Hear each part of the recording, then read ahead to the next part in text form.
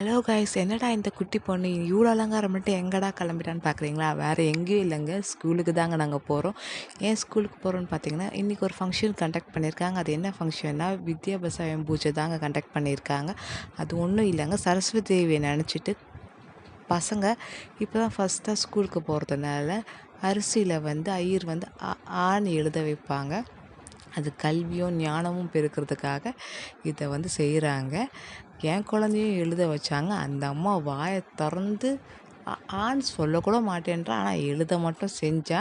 ஐயர் எவ்வளோ சொல்லிப்பட்டார், வாயை திறந்து சொல்லுமான்னு. மேடம் சொல்லவே மாட்டேன்றாங்க. ஒரு வேளை கூச்சம் போல் எல்லாரையும் பார்த்ததுனால. நாங்கள் படிக்கிற காலத்துலாம் இந்த மாதிரி பூஜைலாம் வச்சு எங்களுக்கெலாம் இந்த மாதிரி கைட் பண்ணலங்க. ஆனால் இதுவுமே நல்லா தாங்க இருக்குது. நம்மளுக்கு கிடைக்காததெல்லாம் நம்ம குழந்தைங்களுக்கு கிடைக்கும்போது நம்மளுக்கு ரொம்பவே சந்தோஷமாக இருக்குங்க. என் குழந்தைக்கு இது கிடைச்சது எனக்கு ரொம்பவே சந்தோஷம்.